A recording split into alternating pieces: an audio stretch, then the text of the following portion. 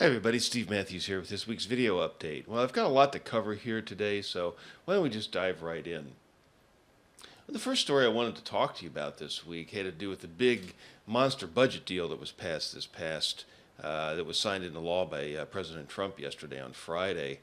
As the Chicago Tribune headline reads here, it says, President Trump signed sweeping $400 billion budget deal, government to reopen. And we're told that President Donald Trump on Friday signed a $400 billion budget deal that sharply boosts spending and swells the federal deficit, ending a brief government shutdown that happened when most Americans were sleeping and most government offices were closed anyway. Well, thank goodness, at least we'll make sure that we all get all the government that we pay for.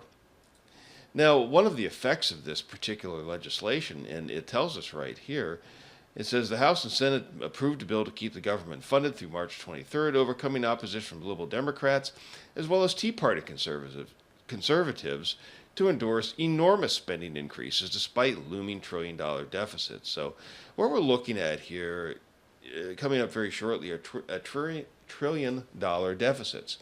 Now, here's an important thing to keep in mind. Whenever you hear about budget discussions, there's a lot of words get thrown around, a lot of big numbers. There are two terms, though, that you have to keep in mind. One is the debt, the other is the deficit. So what's the difference and why are these important? Well, let me tell you. The deficit is the yearly shortfall. So for instance, let's just imagine a scenario. Let's say the government brings in $1 trillion in tax revenue in a particular year. The federal government, they bring in $1 trillion. That's a lot of money. But if the federal government goes out and say spends $1.3 trillion, well, you have a shortfall of $300 billion, right? You have a deficit. You have a difference. The government spends $1.3 trillion, but they only bring in $1 trillion. And the difference between those two numbers, that's the deficit. The deficit is measured on an annual basis. The debt, on the other hand, you hear that term talked about a lot. People talk about the national debt. The national debt is simply the accumulation of all the deficits over all the years of our country. Now, that brings me to this particular article that I found in Market Watch. That's a mainstream financial website.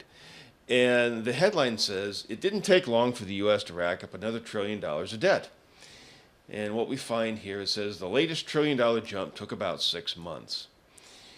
Just to kind of put that in perspective a little bit. So what they're saying here is the debt of the United States went from 20 trillion to 21 trillion in just the last 6 months. So that means that the government spent $1 trillion more than it took in tax revenues in the past 6 months. Now that's a huge number. It's really almost hard to kind of grasp as far as I'm concerned. I know I struggle with that because we just throw these terms around. But let's put a little bit of perspective on that. Here's an interesting chart that begins this article. And what it does, it's a chart that goes back from 1981 up to 2018. So it covers a period of 37 years. And back in 1981, that's when the U.S. finally amassed its first $1 trillion worth of debt. So from the time of the nation's founding all the way up until 1981, it took that long, about 200 years or so, for the federal government to amass $1 trillion in debt. And then you can see here over the past 37 years, the debt slowly increased here right up around the year 2001. It started to go up at a little faster pace. And then around the financial crisis in 2008, 2009, it really took off even faster. And so now it's all the way up to 21 trillion. So we went from 1 trillion in 1981 to 21 trillion in 2018. And we added $1 trillion of that in just the last 6 months. So again, it took roughly some 200 years to get our first trillion in debt. It took 6 months to get the latest $1 trillion, to go from $20 trillion of debt to 21 trillion. That's extraordinary. Does anybody think that that's actually sustainable? I mean, can you run a country like that? I don't think so. Something's going to give, and it's not going to be a pretty sight. Now moving on to something else here. Now for my next trick.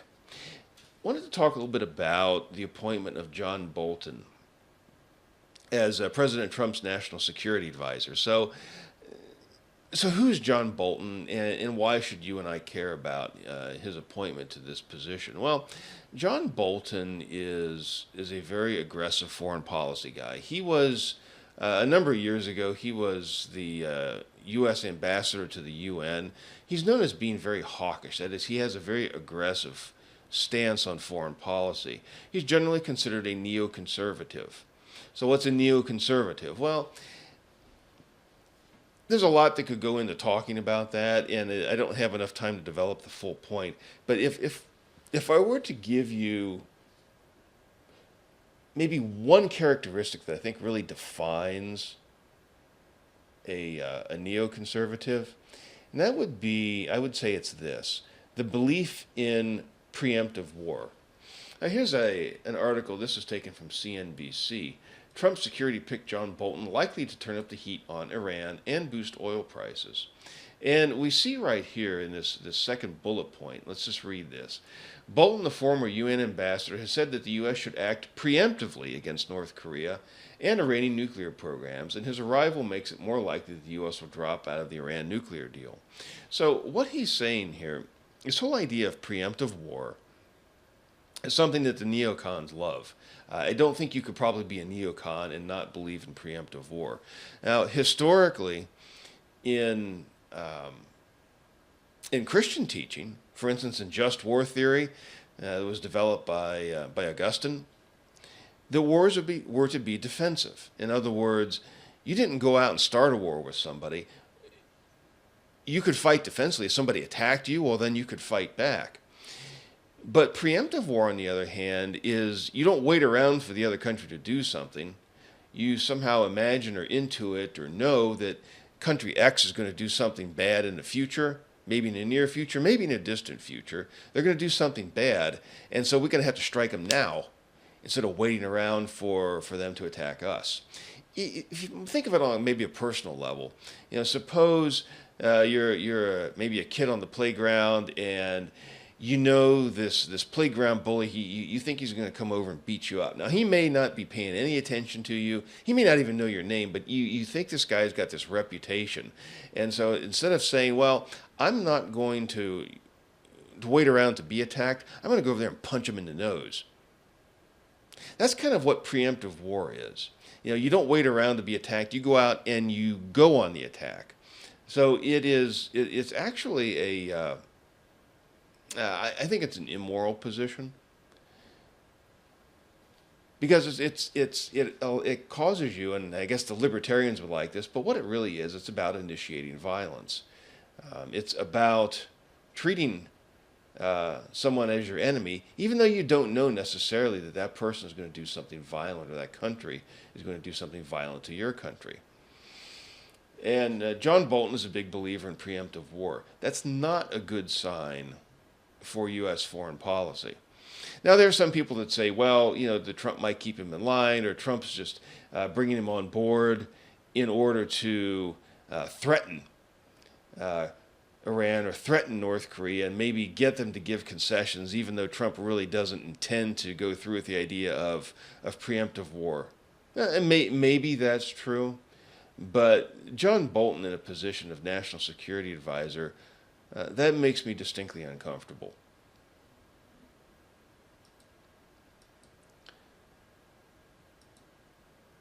I wanted to move on to another one of my favorite topics. I guess you might call this Vatican Watch. Now, this is kind of funny, actually, and I have to admit that I get a good chuckle out of the Vatican from time to time. In fact, on a pretty regular basis. Here's a headline. This is in Breitbart. It says, Vatican cracks down on critics of Pope Francis. So let's take a look at this. And what do they tell us? He says, the Vatican has taken new measures to punish critics of Pope Francis in a move that seems to belie the Pope's earlier calls for greater dialogue and debate within the Church. And we go on and we read that on Thursday, the Rome-based Sovereign Order of Malta, which reports directly to the Holy See, suspended historian Henry Sire after he was revealed to be the author of the best-selling book, The Dictator Pope, The Inside Story of the Francis Papacy, a critical examination of the pontificate of Pope Francis. Now, what's kind of ironic about this is that this gentleman, this Henry Sire, he writes this book exposing the Pope and saying, well, the Pope is a dictator and he doesn't brook dissent. And so this it gets out. Apparently, this Henry Sire, I guess he wrote this anonymously or maybe under a pseudonym, I think it was. He wrote this under a pseudonym, and when it got out that he was actually the author, he gets suspended by the Pope, thus sort of proving that the Pope is in fact a dictator. Well, I guess that really shouldn't be a surprise, but that we see once again that Rome brooks no dissent.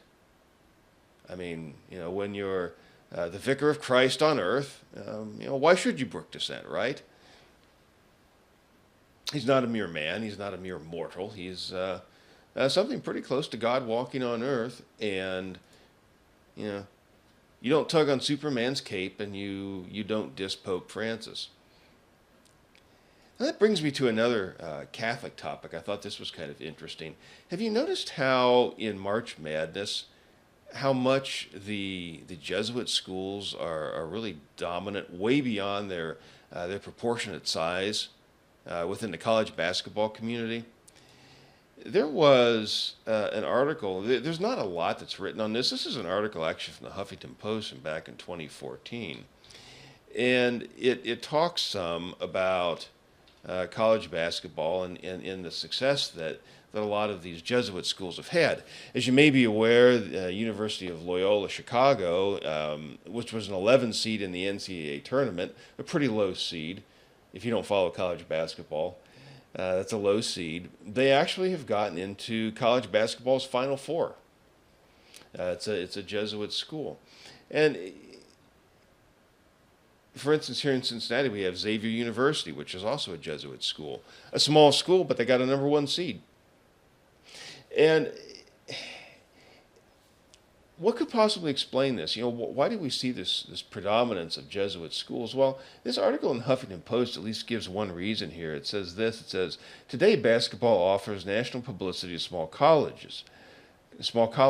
Jesuit schools, said Howes, have recently been exploring ways to use basketball as a means of reaching out to the broader public about the beauty and value of a Jesuit higher education. So there you have it. You've got all these Jesuit schools out there that are serving, and this isn't a real surprise, but I don't think there's been a lot of attention that's been paid to it. The Jesuits are using basketball to push their Jesuit agenda. So there's another place where we see that showing up. Now, the last thing I wanted to discuss here, and this is just very briefly, there's a lot more that needs to be said about that. Today was the March for Our Lives. That was the big, supposedly student-led march in Washington, D.C. and in other countries. And it was actually in other countries. I didn't realize that at first, but when I did some research on this, I found it wasn't just limited to the United States. There are actually demonstrations in a number of other countries throughout the world. So I went over to the website of March for Our Lives, and it lays out a 3-point program. And they say that our elected officials must act by passing a law to ban the sale of assault weapons like the ones used in Las Vegas, Orlando, Sutherland Springs, Aurora, Sandy Hook, and most recently killed 17 innocent people, injure more than a dozen others at the Marjorie Stoneman Douglas High School. Now, what they're going to do, they call this common sense gun control. Well, I don't think that there's anything necessarily common sense about this. The problem with March for Our Lives, as with a lot of the other gun control movements, is that they always put the focus on the gun. And they never talk about the responsibility of the people. What they want to do is they want to punish everyone for the wrongdoings of a few. That is the essence of the regulatory state. I'm going to have more to say about this, but this was a big march. This is not something that's going to go away tomorrow. Hopefully, I plan actually on writing a blog post on that. So I'm going to have more to say. My time is just about up to date. If you like this video, give me a thumbs up, and also please subscribe. I'd love to have subscribers. So for this week, that's all. I'll talk to you later. This is Steve Matthews. Goodbye.